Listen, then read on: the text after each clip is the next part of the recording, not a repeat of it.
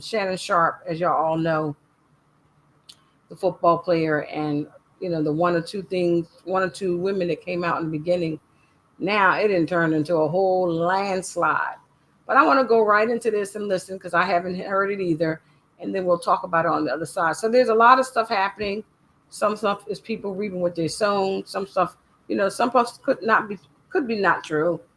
But for the most part, in some regards, I don't see an attorney. I don't see criminal charges being just put out there, and there's nothing out there to substantiate it. I don't see it, y'all.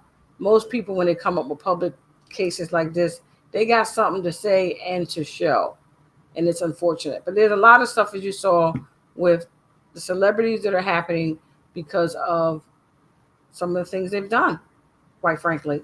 But Shannon Sharpe looks like his ex is really saying some stuff about him and the anger and the things that he had regarding his life. Let's just check it out, everybody.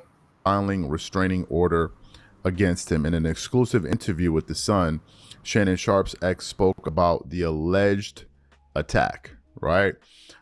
It says Shannon Sharpe's ex claimed she was scared for her life after the former NFL star allegedly argued her and then threatened her when she filed a restraining order against him. In an exclusive sit-down with The Sun, one of Sharpe's accusers, Michelle Bundy Evans, who's 53, recounts the allegations she made in a bombshell sexual lawsuit suit against himself. What we want to do is we want to play what she had to say. It's a bit long, but we want to play all the important parts, and then we're going to come back and react to her comments. Take a listen to what the accuser had to say here. It was the biggest argument that we ever got in. And he was controlling, he was domineering, he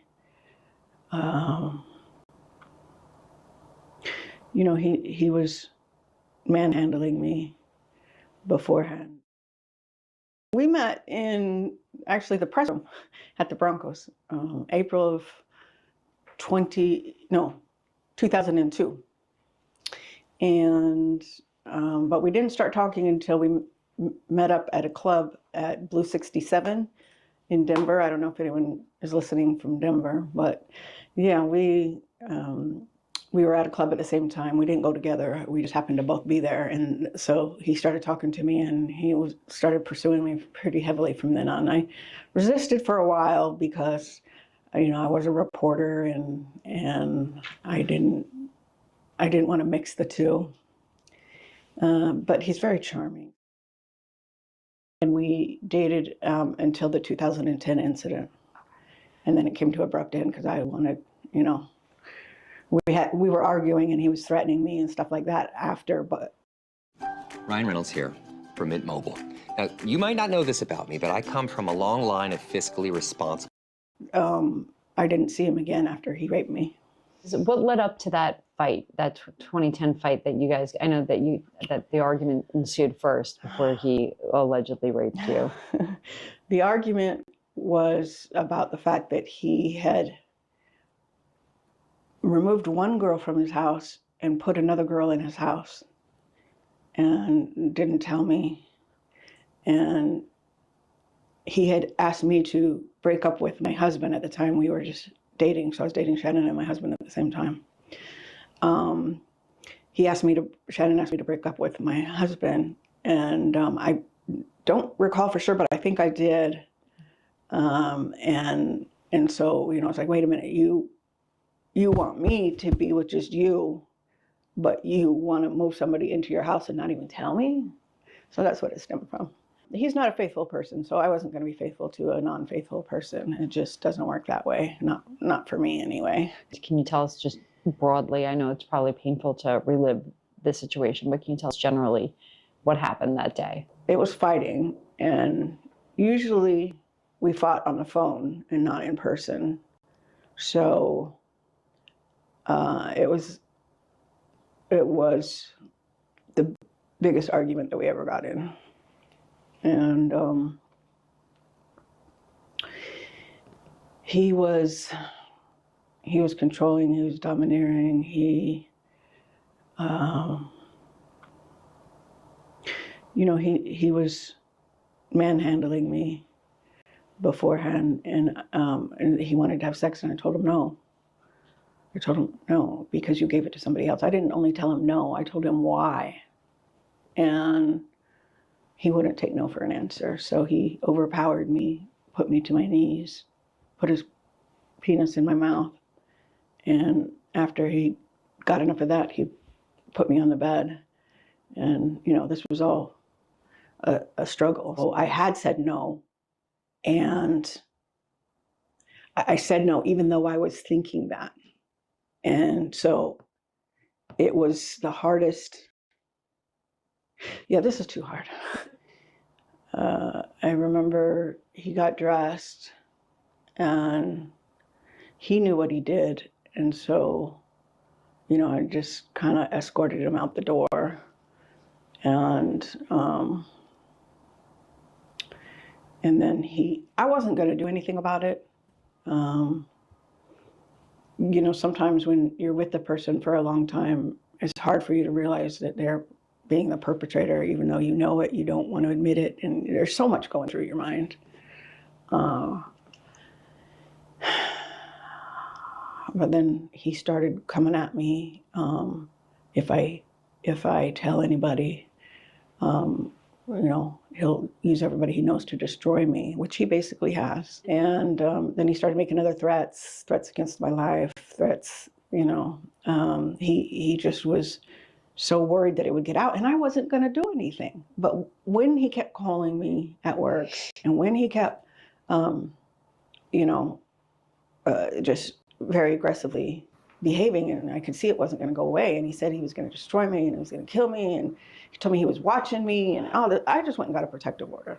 I'd had it.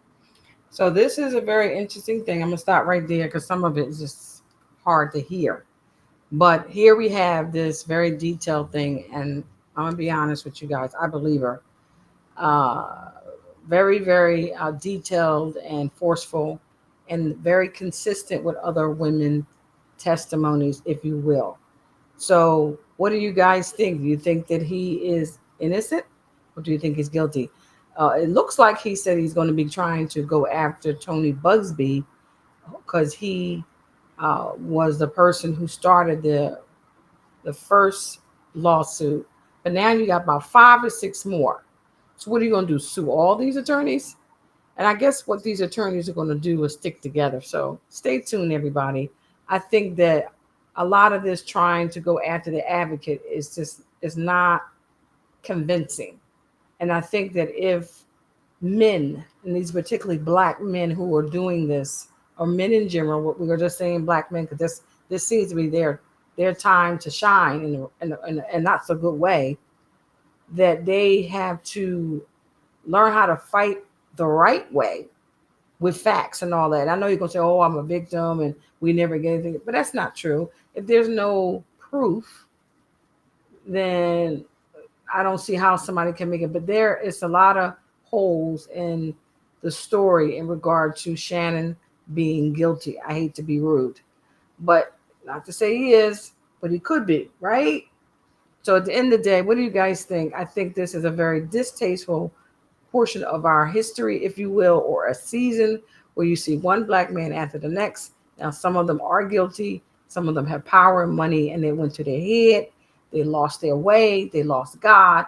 And this is why they're caught up in anger and drugs and alcohol, doing what they want to do, but not what they should be doing. This is a fact, everybody.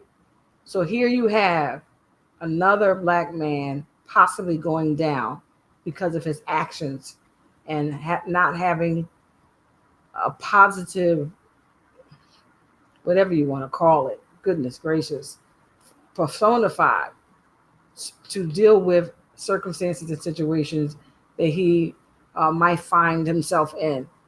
Wow. I mean, it's really embarrassing. Here we go with this again. But at the end of the day, what do you guys think? Leave your remarks in the comments. We're just here talking about what we need to talk about. It is what it is. Nobody's going to go crazy. But at the end of the day, we have to sometimes let it out and let people know how we feel about whatever we're going through.